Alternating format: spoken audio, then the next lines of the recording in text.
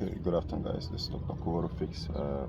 I got a customer that pulled me out on this very Sunday concerning the problem on W204. Was a problem. You can see me on my Superman suit and camera. That's my Trojan horse over there. So what's the problem? He said that the brake is looking more a bit stiffer. You know, on it. It is really stiff. So one thing that occurred in my mind is because he says mentioned that he did take the car to car wash. So I'm certain some of these guys are not often very careful when it comes to washing the engine aspect. So I'm certain that maybe they unhook something or the servo, the brake servo is bad, the brake booster, sorry. So let me tell you guys what I found. I'm gonna go ahead and flip this camera for obvious reasons. I've discovered the problem. I just want to make a very quick video to show you guys before you think about going to replace any parts. This is something you need to check out first, and being an AC technician has given me some edge to actually have some of these clues about leaks and you know, loss of vacuum pressure. So let me go ahead and show you guys. So now you're gonna pop your hood open. This one has left the place. You have to find some way to put it back sometimes.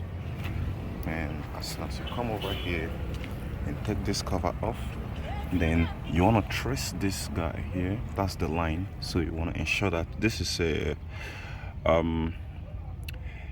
no return. What I call it, I've forgotten it. Is some sort of, I've lost the name though. So air can only come out through one way and not the other way. So if it's pulling vacuum from if the engine is pulling vacuum this way, the air doesn't go back, right? So you want to make sure that this is in a very good condition. So long as it's good, you want to trace it. As for this one here, this is where it goes. But when I found it, it is like this. Now it's not enough to just put it back. There is a detail here, which is this very seal here. This very seal has fried, this o-ring seal, so it needs a replacement, right? Meanwhile, you need to press this button to pull it off. It shouldn't come off that very simply, right? Mercedes didn't do it to be that easy. Now if you look critically, someone has made a mess there. They broke it. Look at it. Let me show you guys, because this is that's why attention to detail pays a lot when you're trying to fix a problem. If you look here, there is a notch here and here, but that notch has been broken off. So I'm gonna do something about it. I'm gonna try to do something about it before going, because else this thing is gonna keep pulling out. All right, there are two of them, one here and one here. So it has been broken maybe by mistake of somebody. Now after that, the first one you need to do is to change the seal. This seal shouldn't be flat here. If it is flat, it's going to be leaking some air, and that leaking of air is going to make the brake inefficient, which is going to result to brake failure. So you don't want to do that. So I'm going to replace it, pull it out, and show you. Okay, this is what it looks like. I use a picker like this to pick it out. Then you can see a lot of dirt around that area, so you need to clean it up before putting another seal that is just equivalent. So I have a lot of seals here, but I need to find something closer to this that has just a little bit of thickness that's gonna get in there and stuck in there without having any air leaks between here, right, between here and the internal wall of this very engine inlet that pulls pressure here, that helps the brake boosting. Now for some other guys who are experiencing this issue, you also want to check the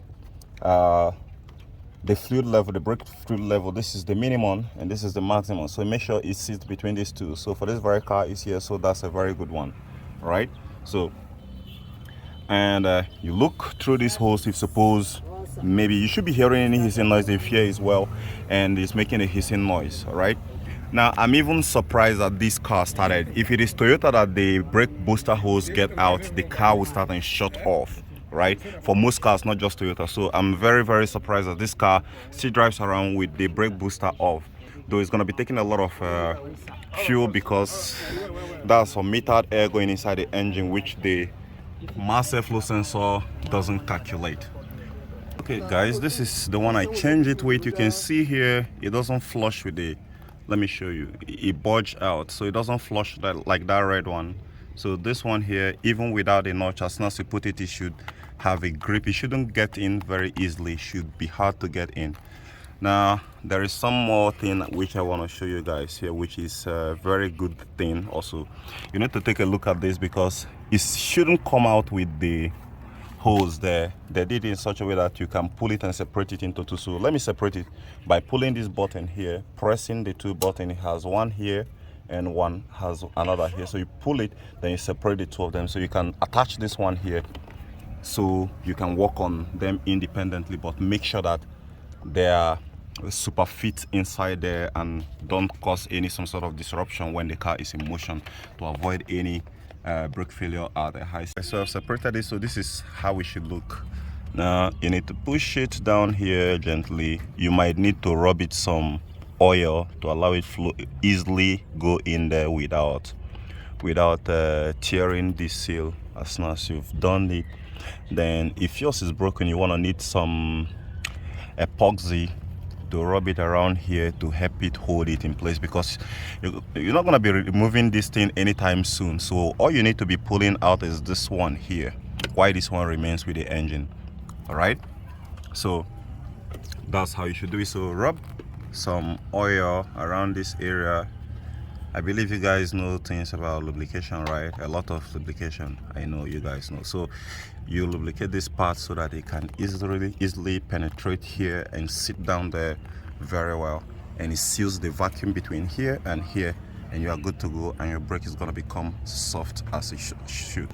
Okay, finally I've added some oil and I've changed the seal. Now I've added a epoxy, which you can see right there. You can see the epoxy. So let it dry and hold it in place. Let it not pull out when it's working, because I don't want it to shake and cause any problem. So as soon as this is dried up, now the customer is going to be having a very good time. So I'm going to allow this to sit for like about 30 minutes or so. Give it enough time to cure, right? There is no time to hurry to the grave. You're gonna have a lot of time when you get down there.